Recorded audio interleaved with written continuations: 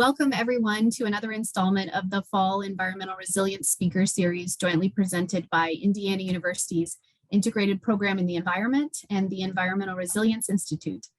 I'm Sarah Mincy, Director of the Integrated Program in the Environment and Managing Director for ERI, and I'm so pleased that you're able to join us today. Both IPE and ERI are founded on the understanding that interdisciplinary learning and research are essential to teach today's scholars and to solve today's problems, not to mention tomorrow's. So we're really pleased to be facilitating conversations with some of today's leading environmental resilience experts from across the disciplines to address topics from climate change to the socio-environmental challenges that are affecting our health, our communities, and our economy here in Bloomington and around the world. We wish to acknowledge today and honor the Indigenous communities native to this region and recognize that Indiana University Bloomington is built on Indigenous homelands and resources. We recognize the Miami, Delaware, Potawatomi, and Shawnee people as past, present, and future caretakers of this land. IPE was founded in 2012 by the provost and the leadership of the O'Neill School, the College of Arts and Sciences, and the School of Public Health to bring together all the environmental and sustainability scholarship across the various schools and departments in the Bloomington campus. And ERI was founded in 2017 as a part of the IU Prepared for Environmental Change Grand Challenge Initiative. Its mission is to enhance resilience to environmental change in Indiana and beyond by accurately predicting impacts and effectively partnering with communities to implement feasible, equitable, and research-informed solutions. IPE and ERI faculty and staff and students have worked together to bring you a robust set of speakers this semester, pretty much every other Friday at noon. In a couple of weeks, I'm pleased that we'll be hosting the Audubon Delta's Dawn O'Neill, so mark your calendars for that event. You can find information about each of these talks on the ERI and IPE web pages and in our regular newsletters and upcoming event notices that our organizations regularly send out. And we encourage you to sign up for those newsletters so you'll be able to get reminders about upcoming talks and hear about other news and events that are happening. Logistically, we want you to engage with our speaker today, so please put questions into the chat box as you think of them. We will monitor those throughout the talk, and there'll be an opportunity for questions at the end. And I would like to acknowledge our sponsors for this event. We have for today the Themester 2021 on resilience as our main support for this event. So I am so pleased now to present to you our speaker today, Brendan Shane. Brendan is the Climate Director for the Trust for Public Lands, and Brendan is going to be speaking to us today on a topic, Calling Mother Nature, Building Nature-Rich, Resilient Communities. I'll turn it over to Brendan now. Great, thank you, Sarah. And really a pleasure to be here. A super fun thing to do on it's actually kind of a dark and rainy Friday here in Washington. I'm going to share my screen. Also, it's a pleasure to be with you all from Indiana. I have some connections there. My beloved Aunt Marianne grew up in Crawfordsville, just up the road, and we have had sort of extended family in Indiana. And also some dear friends. The only problem with engaging with IU is that I have to call my friend James Dr. D'Amico over there in the School of Education. But other than that, it's always great to connect. So yeah, and I also really appreciate this sort of the long format of this. We normally get compressed, you know, and people want to have a panel with 8-minute and 15-minute presentations. So I've got a bunch of things to cover under this general topic, calling Mother Nature, and focus on the role of nature in building resilient communities. So excited to go through that. I will move through this rough outline, just giving you some background on TPL and our approach to climate, sort of then digging in on nature-based resilience and different forms of it, talking about data-driven decision-making and approaches that we take working with communities. talk a bit about the funding. And today's a great day to talk about this. It's a very hopeful day to talk about this because we do see some progress in the federal stimulus and Build Back Better bills that are just making their way, hopefully, to the president's desk. So interesting things to talk about there. And then I wanted to talk a little bit about some of the innovation, more innovative work we're doing, so trying to answer questions and fill knowledge gaps that hopefully will help advance this work further. And then I'll just try to end with a sort of a take action slide so that we can all leave here today and go get something done. Just heard this morning's statement from the Pope. So he probably said it better than I can, but essentially that he wants to see everyone going into COP26, all the nations to do their part. But then he made a very specific call out that this is all about collective action, and everyone, everywhere has a role to play, an important role to play. So starting with a little bit of background, well, actually, I'll just say one other thing too. Feel free. I mean, if there's any burning questions as we go, this isn't, this is a nice informal setting, so feel free to chime in. Otherwise, we'll do discussion at the end, I guess. But I'll start with an introduction to the Trust for Public Land. So we formed in 1972, and we've been working hand in hand with communities for almost 50 years now, with a real focus on creating parks and public spaces that everyone needs and deserves. And our main focus here is that, access to the outdoors, and that can be from your neighborhood park to national parks, is a human right. People need parks, people need access to nature. Our focus, we're always very community focused, and I guess just one other explanation sort of our history, one other note from our history, is we formed in 72 sort of as a splinter, sort of a break off from the Nature Conservancy, a group of folks that were interested in delving more into sort of nature within communities, not to the exclusion of large landscape preservation and larger wildlife areas, which we continue to do, and amazing groups like Nature Conservancy continue to do. But we've been drilling down sort of for this almost 50 years on how to support communities. And so this slide sort of, gives a sense of that. We're sort of in a unique position. We're augmenting the work of local leaders. We don't really do any work in communities without local partners, governments, community-based organizations, but then work with them as sort of a third party from our nonprofit position to be able to bring a whole range of expertise to help them get work done. So that's finance, government policy, law, a lot of logistics and data work, which I'll talk about, and also community organizing. And this is very much focused around advancing 3 commitments, which are now sort of enshrined in our strategic plan nationally: commitments to equity, climate, and health. And you probably are all have heard those concepts before. So, but essentially the idea is that parks and access to nature really are, as it says here, essential to well-being. They can be tools to level the playing field and make up for historic discrimination. And they make our communities more resilient to climate change. And I think that's one thing I'll mention here. Obviously, there's a resilience focus today, but our approach is essentially that these are connected, interrelated issues. And one of the benefits of nature-based solutions is while you may be driving to climate resilience, you're going to be bringing health, equity, community along with everything you do. So in the past, we've done thousands of projects. I'll talk a little bit about raising funding. We've engaged with communities all across the country and generated over $80 billion in public funding, and lots of land, right? 3 million, coming up on 4 million acres.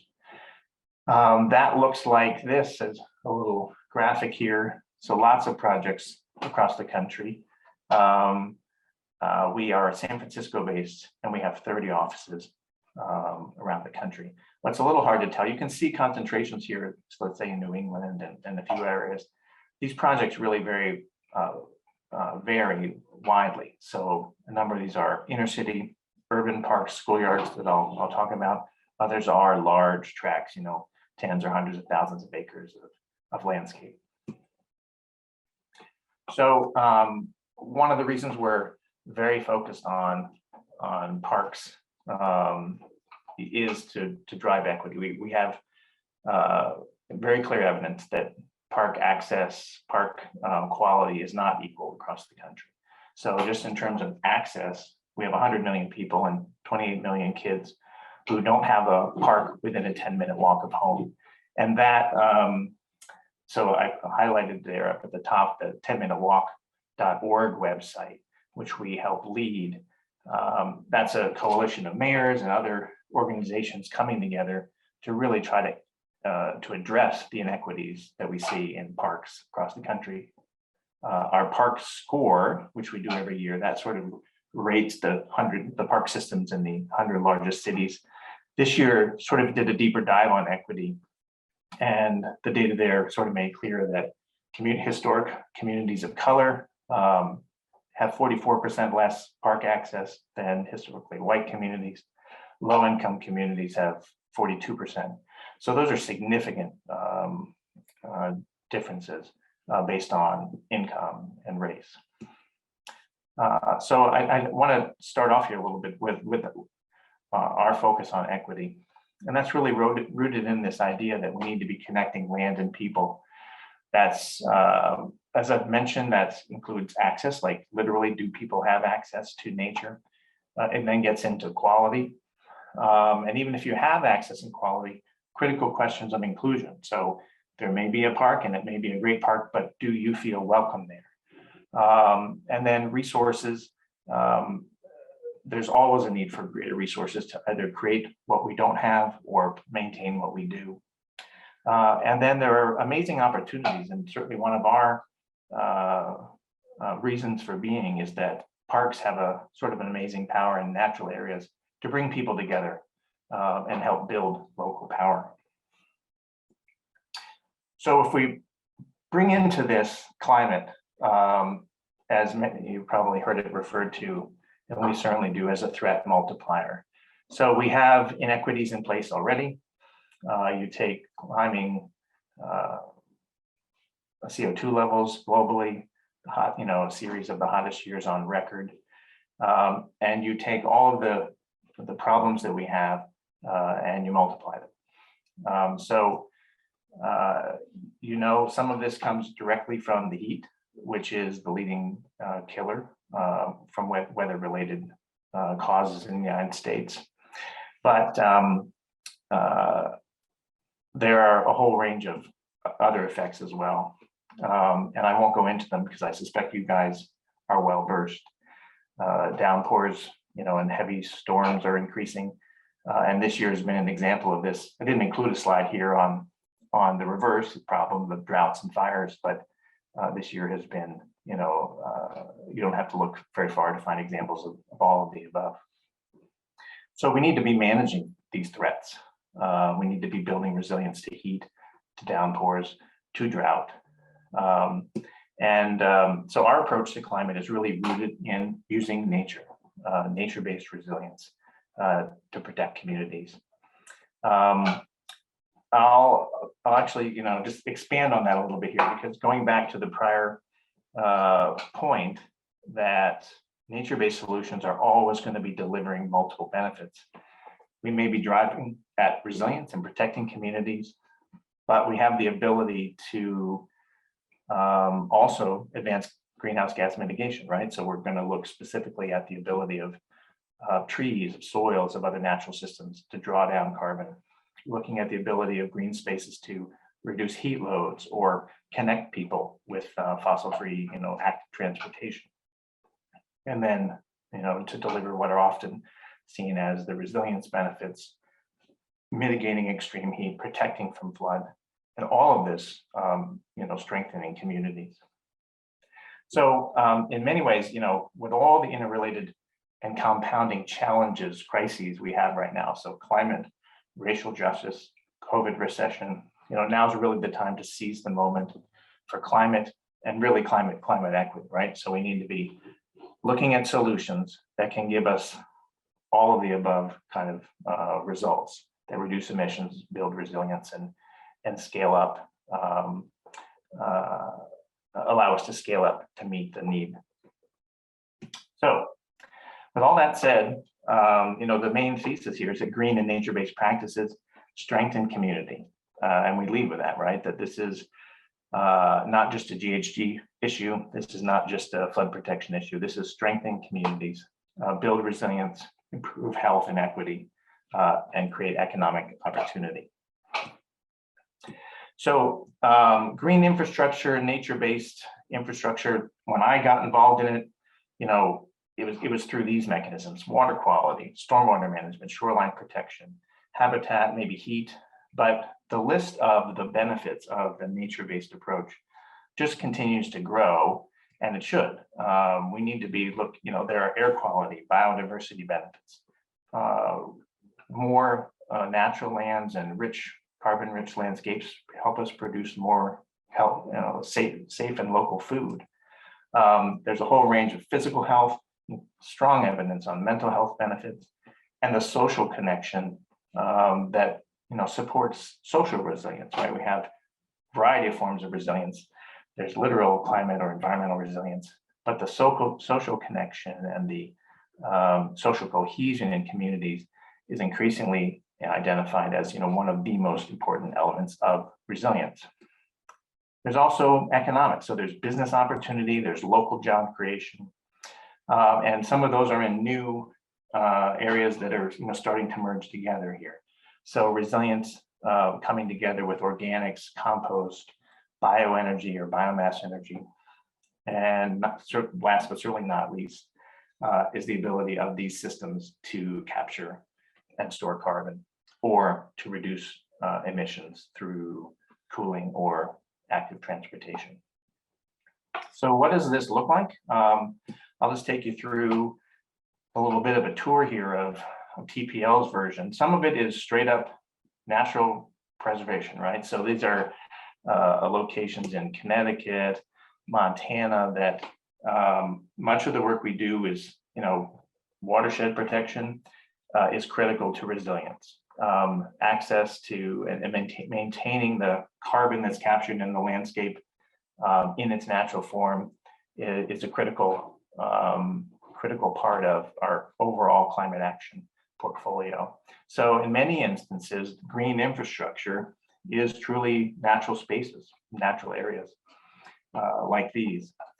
When you go into the cities, it can look very different. So here, the Equipo Verde, the green team in Los Angeles is working. We've worked with them on a growing network of green alleys. So these are areas that would historically have been, essentially dumping grounds, right? Being reclaimed public space. It's a new version of kind of parks and open space. It's greener now than it was in this picture, but it's also, relying on permeable pavement, stormwater capture, groundwater recharge, different elements of nature-based resilience. In Atlanta, projects on a much larger scale. There's a beautiful park, historic Fourth Ward, completed a few years ago. You wouldn't necessarily tell it, but this park and another Cook Park that just opened a few months ago are designed as massive, essentially stormwater capture opportunities. There was, serious inland flooding in these neighborhoods. Previously, people being sort of rescued from their basements from rising water. And so these projects are designed to manage that important resilience, provide that important resilience benefit, and then just on top of that, to bring people together, cool the community, and provide a host of of other benefits. Other projects are a little more built, but a little more highly designed. But projects increasingly include features like this. This is probably a pretty fancy version of helping cool you off. Typically, you might see a splash park or a splash pad in a park, but we need to be thinking specifically about how public parks features a whole range of other public spaces, and part of that sort of civic infrastructure can literally help cool people down. In Newark, green infrastructure here is looking very different. So this is a, formerly industrialized and polluted waterfront, right? So it's sort of reclaimed, opened up as a public park, right? To give people access, connection to each other, connection to the natural systems. But also this is a post-Hurricane Sandy project. So you see the berm sort of rising, to the left.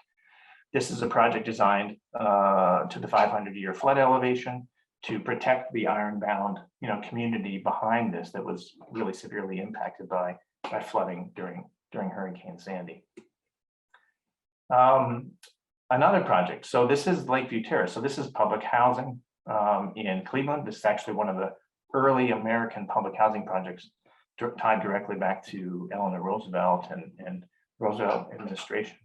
So here we're working with neighborhood organizations and community groups to go in. The picture's a little far out, I realize, but you can start to see that there's green roofs and cool roofs on these historic buildings, tree canopy. Some of them are still a little small there and they need to grow. There's also a sort of a trail system just behind the property to the right that connects you over to waterfronts for Lake Erie and for the river.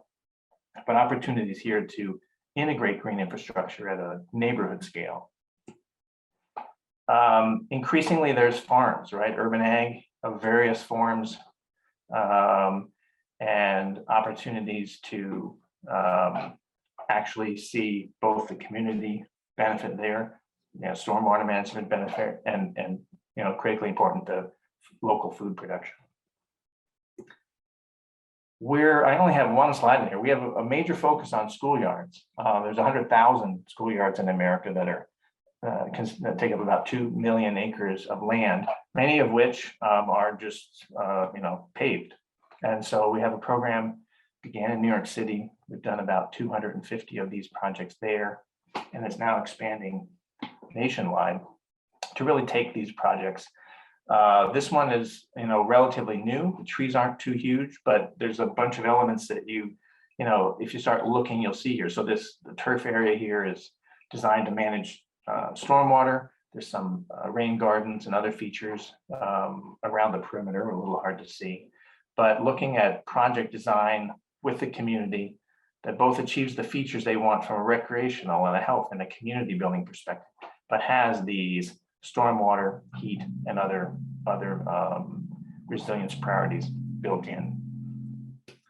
Other forms of parks are really focused on getting people together and getting people outside, right? So these will be parks that build social resilience, trails here along the Cuyahoga in Cleveland or in Chattanooga, the greenways.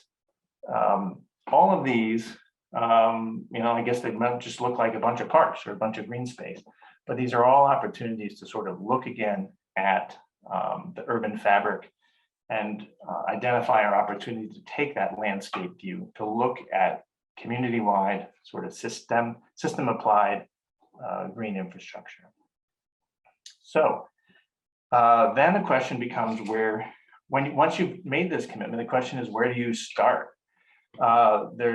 The needs are great, right? We've been sort of paving over things and neglecting green space for decades. And the forces of paving and developing, are strong, right? So we spend a lot of our time with our partners and communities focusing on, where to act. We have a program called Climate Smart Cities. The latest version we're developing is in the Chicago region, across the Chicago and Calumet River watersheds. So essentially, this is a data-driven, community-driven, people and data-driven is how we say it, approach to advancing climate equity, to addressing local issues, and in particular diving in first to help communities that need it the most. To advance climate equity, we use 4 prongs here. So connecting is getting to that question of, getting people out of cars and healthier through active transportation and connection. Cooling, sort of obvious, as the heat rises, we need very active cooling. Protect here is referring to the flooding threat, whether it's shoreline or river coastal or river, and absorb, meaning sort of managing that water, getting to the more sponge-like community that we need, dispersed, green, and resilient infrastructure. So just some examples of how that looks. In New Orleans, we're just sort of about to go in and update our Climate Smart Cities platform there. So this supports risk analysis and also evaluating the potential impact of proposed projects. And so you're pulling in literally hundreds of data sets, or 100+ data sets, but it's along these lines, that are shown here. So what's detailed elevation? Where's subsidence? How's the elevation changing? Where's the repetitive loss for insurance claims? And where are most of the people, right? So you put together factors like this, working with local organizations, communities, and governments to sort of bring the information together to sort of collectively assess and identify priorities to meet those local needs. In Camden, is our most recent Climate Smart Cities approach. Similar, bring a lot of data together across climate, health, equity. And in that case, it supported citywide plans for green space, for park expansion, and then also more targeted planning and prioritization by the water utility, which is going to be spending tens of millions of dollars to do stormwater management infrastructure. So using these tools to help figure out where to start. And then we've also done it at sort of a regional scale. So the Boston Metro tool includes 17 jurisdictions up there, and again brings in data, flooding, stormwater runoff, heat islands, environmental justice information, together with the community partners. In this case, with the Metropolitan Area Planning Council, so a regional government entity, to identify where green infrastructure and these types of investments can meet multiple benefits, and also start with the highest priority needs, the most vulnerable communities, the most vulnerable people. I'll go on now to the question of the money. So oftentimes green infrastructure gets hung up when people want to figure out how to pay for it. It's not as traditional as the gray infrastructure we're used to.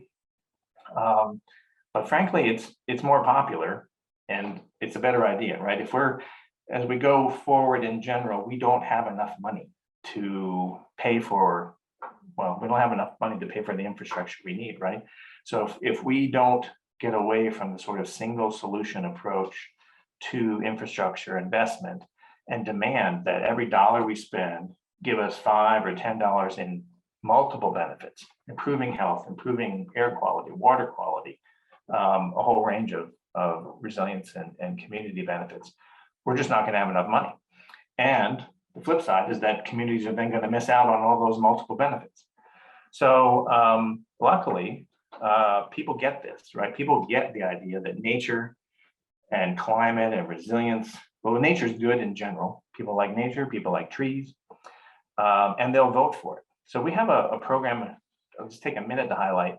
We call it conservation finance, but essentially this is state, county, and local efforts to take the question of investment in green space and investment increasingly in climate specific measures to the voters. And voters like this. So this is where I mentioned earlier, we generated over $80 billion in about the last 30 years from state, county, and local measures. And frankly, they're getting more popular over time. They normally pass about 80% of the time. In our 2020 cycle, we worked on 26. There are about 48 measures nationally. We work on like 2/3 of them. And the 26 that we supported in 11 states, all of them passed, generating $2.9 billion in funds for parks, climate, and conservation.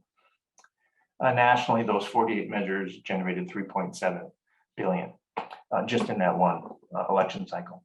And so how do these look? These are areas where TPL, I didn't even mention it, they mentioned TPLAF, our action fund, so the branch of our organization that can support political activity, and local partners are out surveying, polling, doing on-the-ground campaigns to advance, in this case, my Spanish isn't super, maybe yours is better, but this is our Oakland Green School and Green Schoolyard program.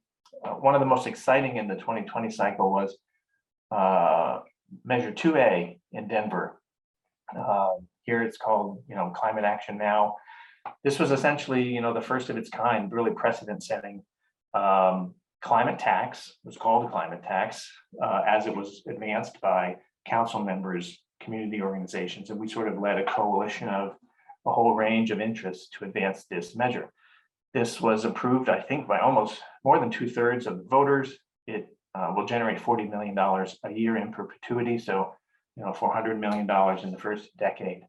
And it's not just for conservation. This is particularly interesting for two reasons. One, it's sort of bringing together the whole climate action agenda. It's money for the community to spend on natural systems, as well as electrification, transportation, renewables. And it included a very specific carve out. Half of the funding generated is essentially earmarked, directed toward historically disadvantaged, discriminated against, and communities of color. So this is not just $40 million for the city, but $40 million, half of which really will help focus on those most in need and most at risk. I'll talk just for a minute or two here about the federal investment.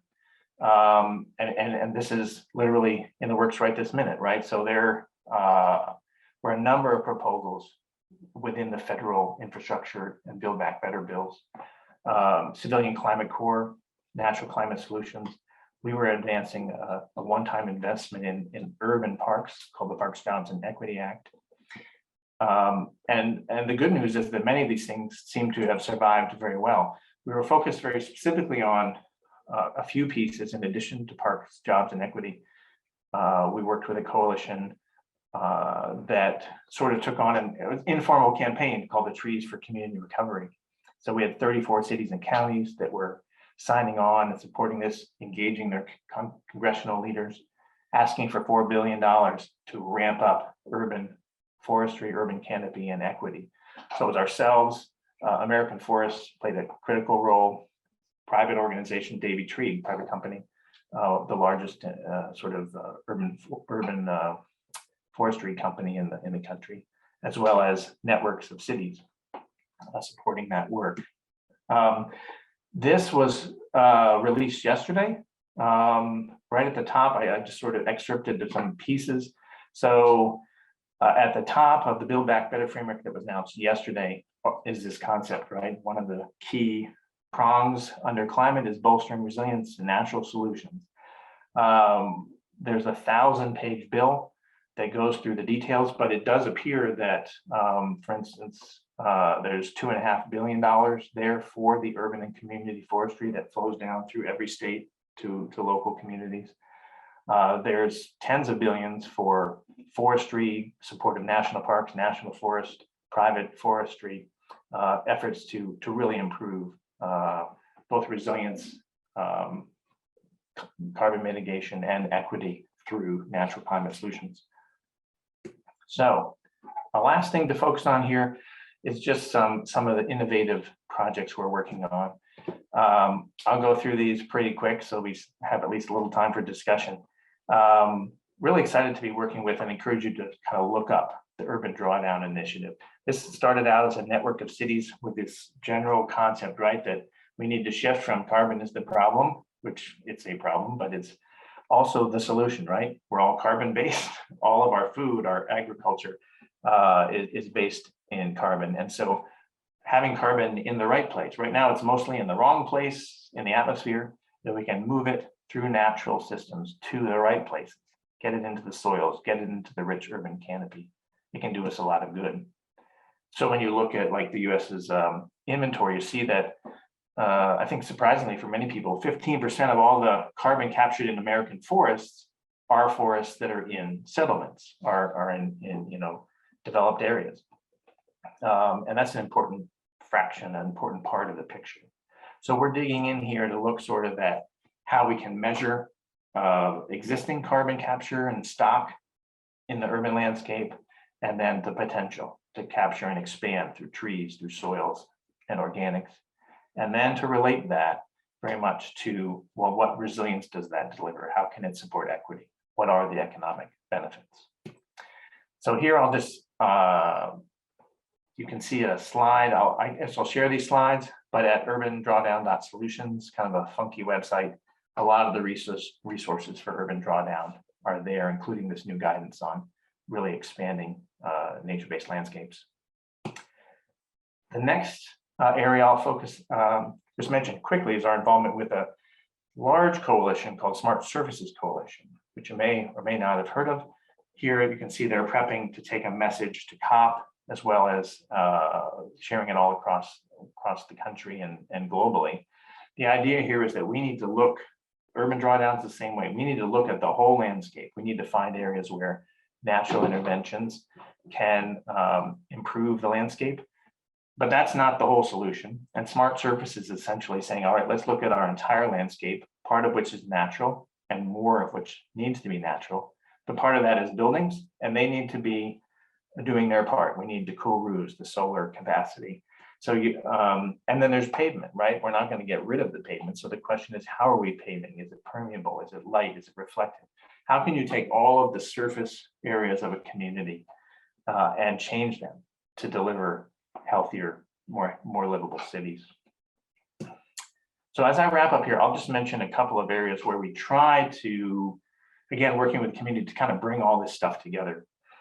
So in the Pacoima area, San Fernando Valley of Los Angeles, so, what started out as park advocacy work for parks and green alleys, has turned into a real, sort of multifaceted coalition that then secured carbon market money from a program called the Transformative Climate Communities, right? So this is a large pot of money to go into a community and look at how can that community reshape itself, more green space, more transportation options, more electrification, more solar energy, cooler surfaces, and bring all those things together, because we really do need the holistic approaches whenever possible. In Dallas and South Oak Cliff, so we did a climate smart cities planning effort there. We then worked with voters and secured $300 million in bond funding.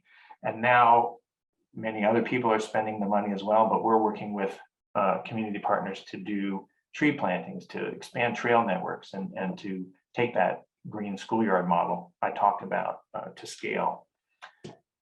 And in Westwood in Denver, similar approach, community outreach that started with individual parks, restoring and creating parks, then shifted to the voter measures I mentioned before, to participatory design, and now an opportunity to take new funding and focus it on expanding, access to nature-based resilience. So I will end here with just this slide. This is not a drill, code red, as the UN secretary says. So just to highlight a couple of things in particular, small scale stuff matters. So the Pope said it today, right? That we're all in this. All right. This is like, go plant your tree, get your rain barrel, get rid of your, depave a little and get more permeable, go for the cool roof. And then actions you may take yourself or in your neighborhood or in your neighborhood park. At the city regional level, especially there, supporting the university leadership. But for Bloomington or wherever you're from, get on the radar of the mayors, the council members, the utilities, all of them to be supporting the work, critical work that has to happen at that city regional level. And then I'll just highlight it again today. The bill that we saw released yesterday and is still being debated. So wherever you're from, call your congressman, right? Let them know, email them, call them, whatever. Let them know that you want to see climate action, that you want to see the elements of this bill move forward. And then assuming it passes, and sort of knock on wood that it does, there's then going to be a shift to a massive implementation effort. Civilian Conservation Corps and things that literally have not been at that scale since the Depression. So then the agencies, click in, and the need and the importance of engaging with those agencies to figure out how they're going to implement and how they're going to spend the money is critical. And then related to that, and this is really at all levels, local, state, national, supporting the climate and equity advocacy that's kind of pushing us, keeping all of our feet to the fire is critical. So with that, I will stop sharing. And well, no, maybe I'll leave the slide up, and happy, Sarah, to take any questions. Hopefully you have a little time left. We do. We have plenty of time. Thank you so much, Brendan. What an amazing talk. I personally work in urban green infrastructure and urban forest management for my research, and I'm very excited about a lot of the things you had to say, and I'm sure other folks are who are listening. So let me invite everybody to put your comments or questions into the chat, and we can get to them. Brendan, I apologize at the beginning. I lost your bio when I was going through my introduction. And so I would love to just tell folks a little bit more about you. Of course, you're the climate director for the Trust for Public Land. And obviously you're leading efforts to leverage the power of parks and land protection to build more climate resilient communities. And you talked a little bit about the Trust, but the climate program work there is nationwide with communities of all sizes. You gave us lots of good examples of that. And the work is across a wide range of landscapes to address the increasingly dangerous impacts of climate change through natural and nature-based practices. You previously served as the regional director for North America and Deadline 2020 program director for C40 Cities Climate Leadership Group as chief of policy and sustainability for the District of Columbia, and environmental director for the Anacostia Waterfront Corporation. Brendan is a watershed hydrologist and an attorney with a BA in government from Franklin and Marshall College, an MS in geology from the University of Maryland, and a JD from the Georgetown University Law Center. Apologies, I didn't get that out in front, but never too late. And I should say, because he's on the call and a friend of James D'Amico, right? Yeah, so yeah, and thanks to James for introducing us. I appreciate that. So Brendan, I want to start with a question that's, I don't know, I hate to look backward, but hindsight is 2020, and sometimes looking backwards, we can think about how we can avoid pitfalls in the future. And what surprises me about green infrastructure is how long it's taken to get to where we are today. You think about all of the co-benefits that come from investments in green infrastructure, and the fact that it actually, much of it is, appreciating in value as opposed to depreciating like gray infrastructure can. And so I'm just curious about your thoughts about why it has taken so long for this movement to really gain the traction that it appears to have at this moment. Excellent question. I was on another webinar earlier this week with FEMA in Region 1 in New England and other partners up there. Made the same point you did, right? So investment in trees or investment in the living shoreline or whatever actually is infrastructure that increases its value and potential over time, as opposed to just instantly starting to degrade. I started with a district government around 2005, and started right off the bat there with green stormwater infrastructure, new ways to pay for it, new ways to try to implement it through zoning, through building code, through land use, through incentives. I think my answer to that would be that it's change, period, right? And it's a change that's targeted at major entrenched, industries, right? It's how do you build your buildings and how do you build your infrastructure? But all of which, and historically, I don't want to lay blame on engineers, but sort of the built systems, the engineering standards, the codes that are adopted are just notoriously slow in changing. I think so my experience, 15, 16 years in this, others go back further, right? That some of this is generational change. It literally takes a new generation of professionals to change the law, change the building code, change the engineering practice, so that when you look at a new project, you think, well, why isn't the roof green, and why isn't the pavement permeable, and why is it all black asphalt and not lighter?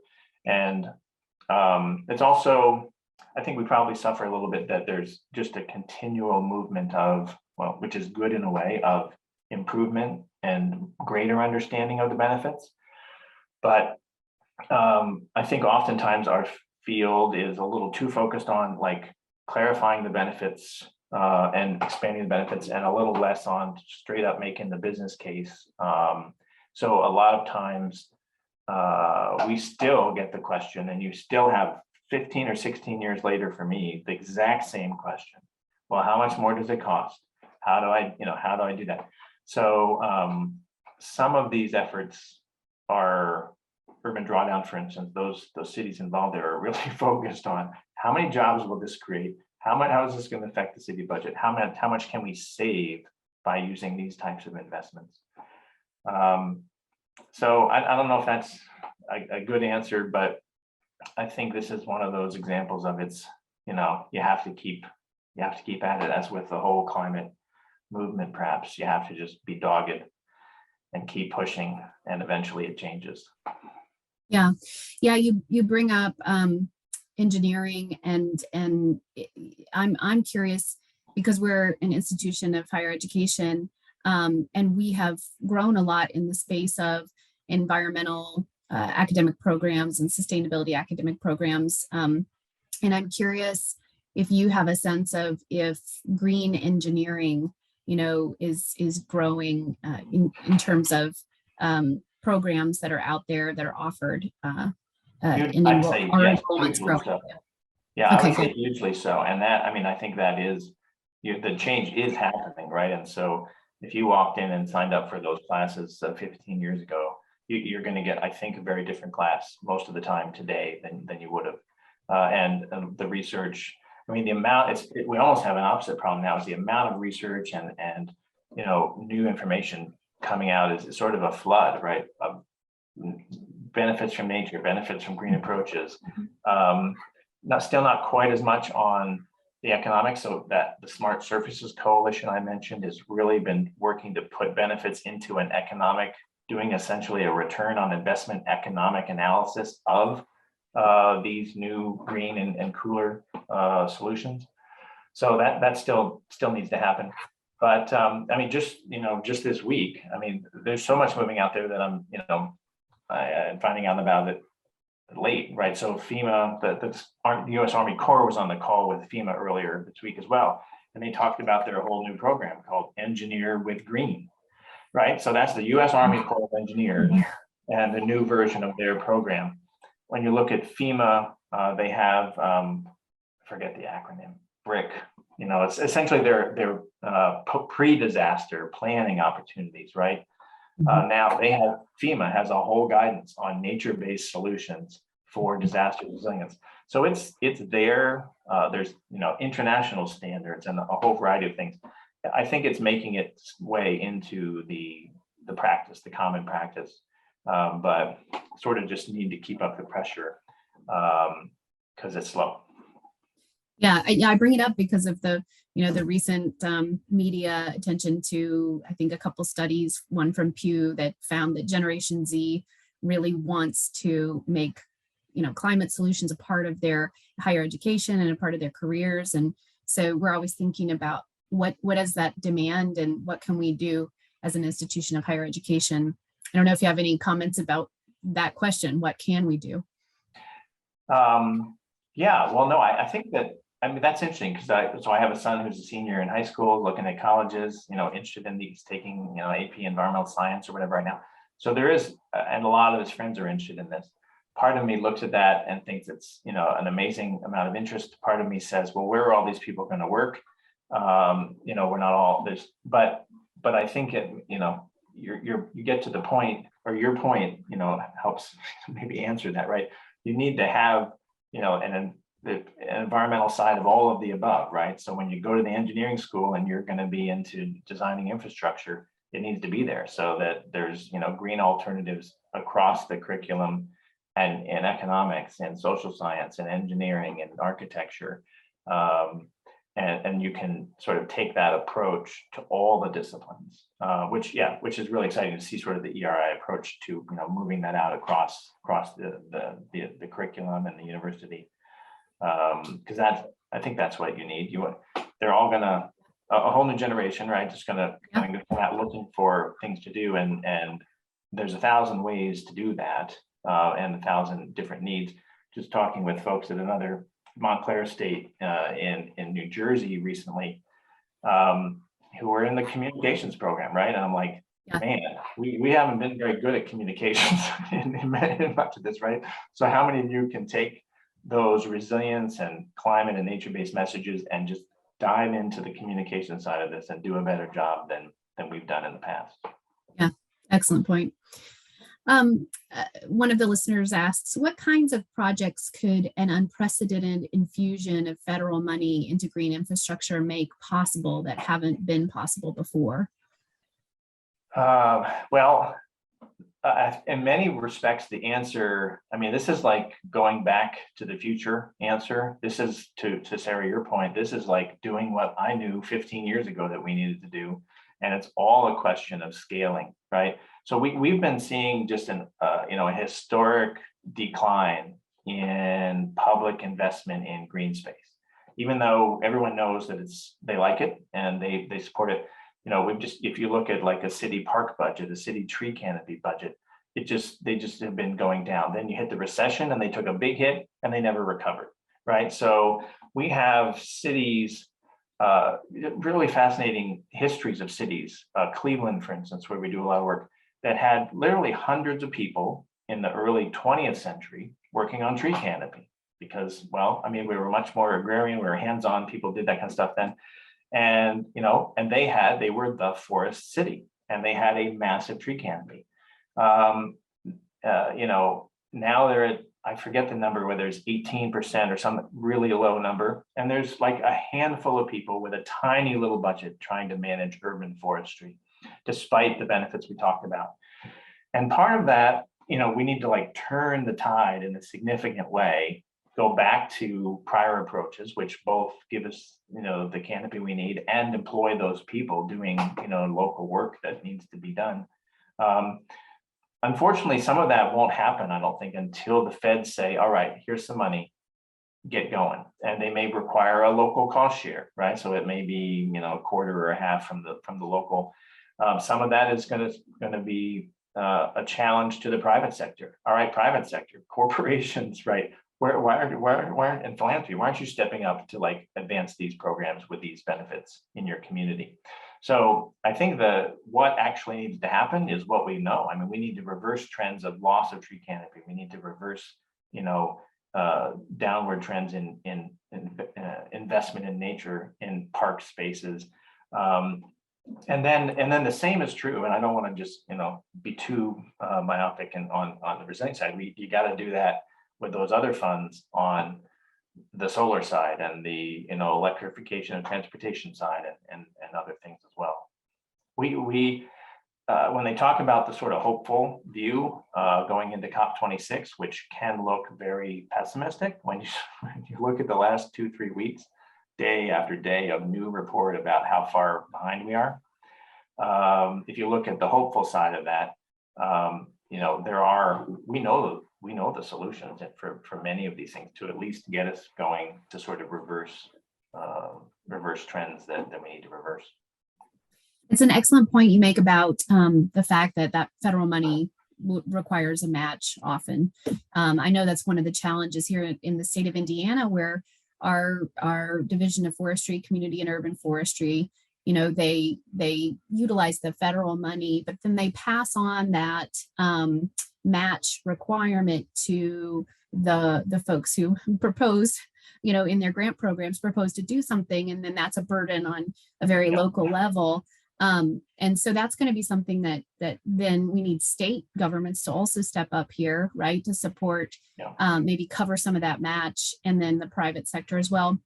So I wonder what you're doing at that level, working with the private sector to encourage this work. Yeah, well, we're out there pitching, right? So, we're talking to big philanthropies, funders that are out there about these exact kind of concepts where, none of them are at the scale that the federal government can act at, or in, the states, governments, frankly. But, the ability to bring philanthropy and say, hey, look, we need a program that's going to sort of reverse this local trend, invest in nature and parks and canopy, 20 cities at a time, right? We'll take in, and bring philanthropy funding and corporate funding, corporate sponsors to help defray that cost and get it moving. We need a ton of that. And then, we're lobbying for more federal money, right? We're in there, the federal affairs team is constantly pushing. And then we really are trying to expand these sort of local mechanisms to sort of get voter-driven measures or local legislative measures, on the ballot and get that money approved. The local governments, local counties spend collectively way more than feds and states do when you look at the roll up of the number. Most of the money to get this stuff done is generated locally, comes from a budget, local budget, with some assistance from the feds, et cetera. So advocating for and driving that push to get local governments to commit the funding is critical. Yeah, that makes sense. Sean asks, are city planners working with public health departments to include them in discussions regarding green infrastructure? Public health departments are a trusted messenger and could help advocate for green infrastructure.